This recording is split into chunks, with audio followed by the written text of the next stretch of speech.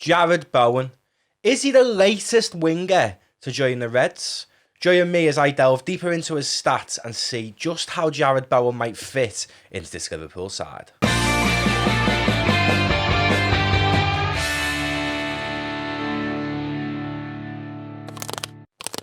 Hello, I'm Matty for LFC Transfer Room, and today I'm going to be having a little look at JARROD Bowen and just how likely I feel that it is that he might join Liverpool from West Ham this summer.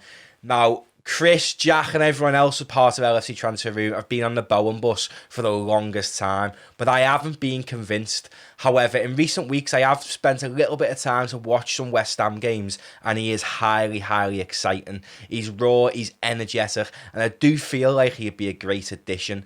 This season in the Premier League, he's played 1,674 minutes across 20 games, and he's got 3 goals and 7 assists, with an XG of 5.6 per 90.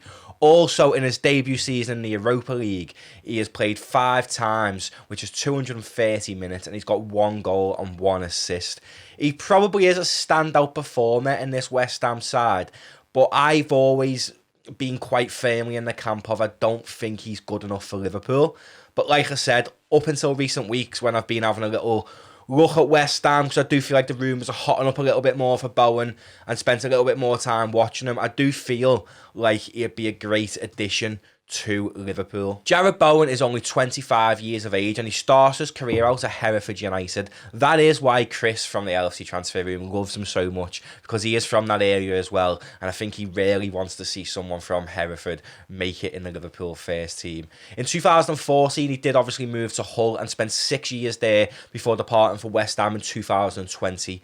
In his 6 years at Hull, he had a good return. He had 124 games and 52 goals. He did only spend 1 season in the Premier League where he only got 7 appearances for Hull. So that was when he was on his way through, and he also made 2 appearances in the League Cup that season as well.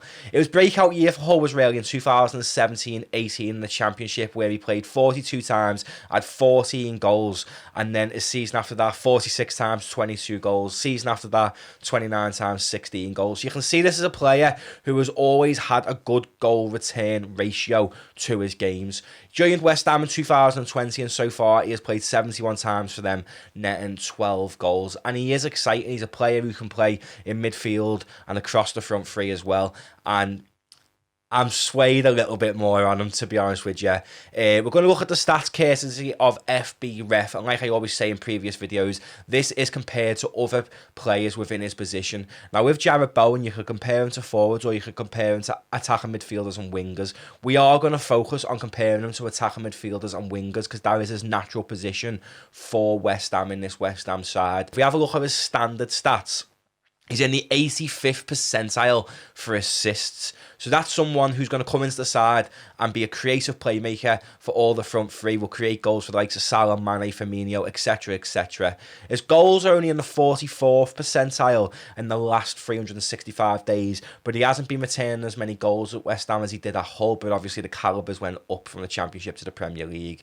His yellow card is in the 79th percentile. His XG, the 75th percentile, and yeah, I mean, his standard stats do look for good reading, to be honest with you. Like, he isn't on the West Ham penalties, so that's why his penalty kicks attempted and his penalty kicks made are in the 34th percentiles. And then obviously the only other lowish stat would be the goals, which are in the 44th percentile. But like I said, he doesn't take penalties for West Ham, so you wouldn't expect them stats to be anything really. When you look deeper into his shooting stats, though, his percentage of shots on target, he averages 39.7% of all his shots on target per 90, which ranks him in the 71st percentile against other players in his position. Now, we're comparing him against players in his position. They could be Mohamed Salah, Sadio Mane, even people like Neymar. This is literally every player in the world in that position compared to JARROD Bowen on the attacking midfielder / winger position. So to be ranking in the 71st percentile, playing for West Ham, granted they have been flying the past few seasons, it's good numbers. Even his shots on target, he's averaging 0.82 shots on target per 90. So it's basically a shot a game that he has is on target. Again, that's ranking him in the 64th percentile. And he's only averaging 2 shots per game as well. So you're talking basically he's averaging 2 shots and 1s on target. So if he starts attempting more shots, his shots on target percentile would probably go up. And that's something I could see at Liverpool. I could see him being more of a creative spark than even more so than what he is in this West Ham side.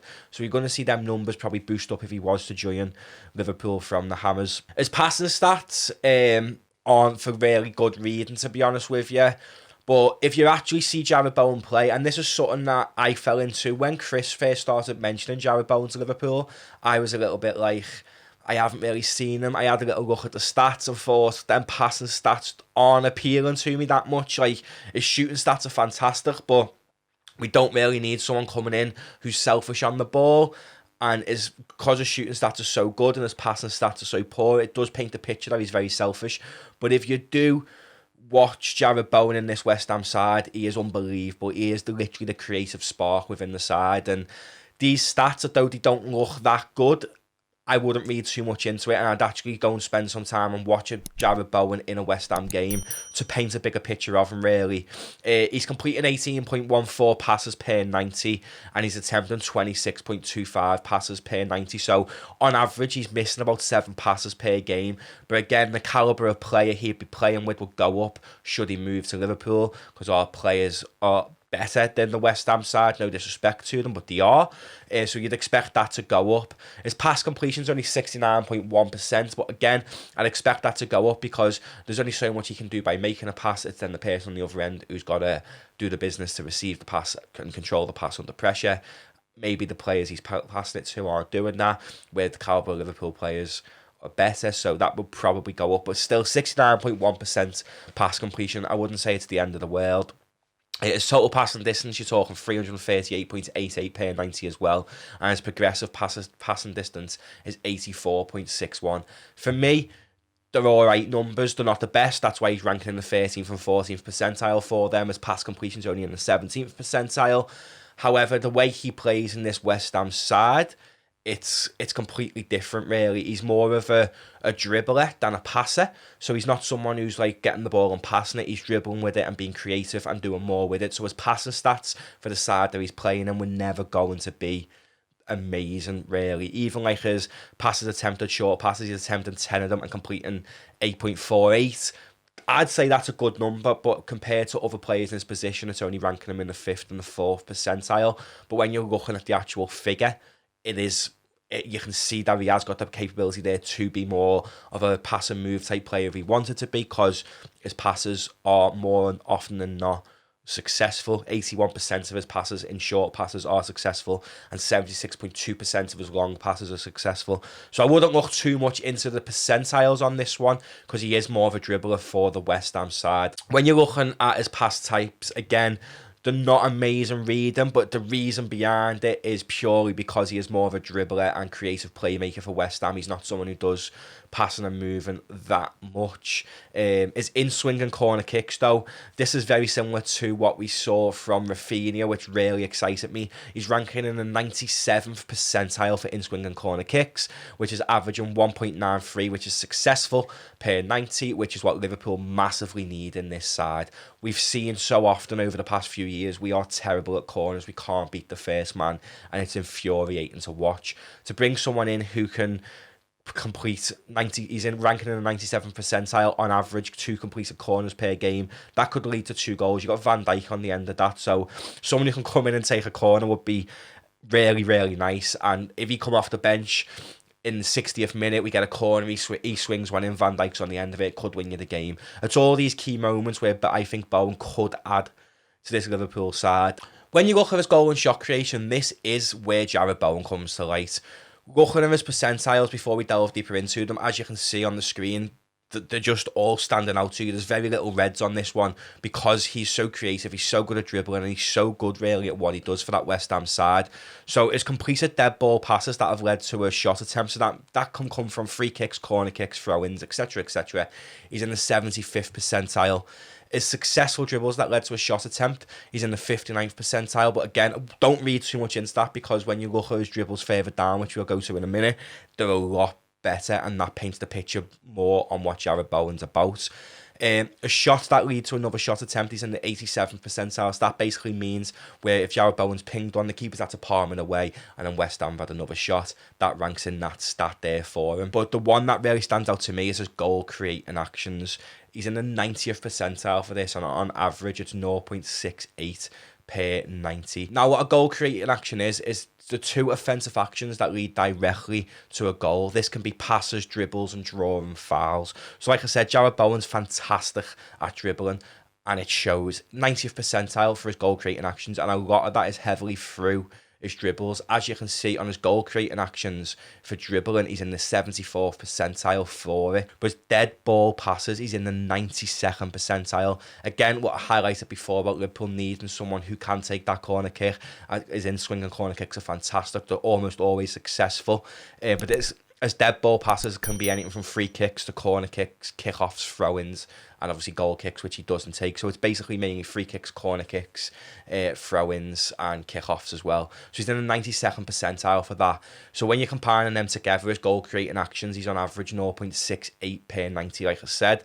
But the massive influencer to that is his dribbles and his dead ball passes. They're absolutely phenomenal. Moving on to his defence.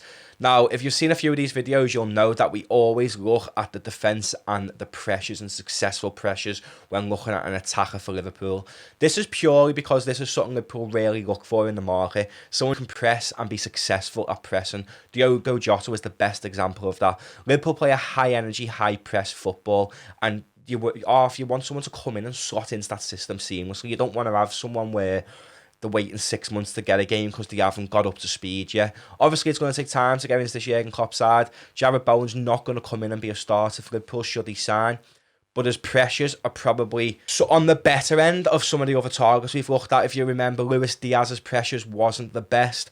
Rafinha's was brilliant, but again, he's the stand-up performer in this lead side. With Jarrod Bowen, there is a few fantastic players in the West Ham side, so he's not having to do it all on his own. And it's a completely different style of football to what Liverpool play. Rafinha plays a very similar style of football to what Liverpool play in that lead side, so his pressures were ultimately going to be better. But Jarrod Bowen's still ranking in the 51st percentile for pressures per 90. And he's on average, he's attempting 16.41 pressures per 90. He is only successful in 3.77 pressures of his per 90 that he's attempting, which is ranking him in the 31st percentile. But again, this is something I can see improving. If he comes to, he's going from David Moyes as manager, who doesn't play a high energy, high press football, to Jurgen Klopp, whose whole philosophy is around that. His numbers are bound to improve, and I would say ranking in the 51st percentile for pressures and the 31st for successful pressures. It's a good starting point for Jarrod Bowen. Should he come into that Liverpool side, it is going to improve. It is going to probably go up to the 80th percentile, 70th, 80th percentile, like we do see with many of our attackers. So I wouldn't worry too much about it. But that is, to be honest with you, a really good starting block if he was to come in. Moving on to his possession stats. If you look at this, you're just going to see loads of reds and think, oh, that doesn't look for good reason. Why are Liverpool looking at him? However, Mohamed Salah, for example, his possession stats are very similar. I mean, Salah's touches in the attack and penalty area are a lot higher than Bowen's, but in terms of his carries and his carrying distance and stuff, Salah ranks very similar to Jarrod Bowen, so it's not something that defines the player, in my opinion, but we'll just skim over them. The touches in the attack and penalty area is what you want to look at the most.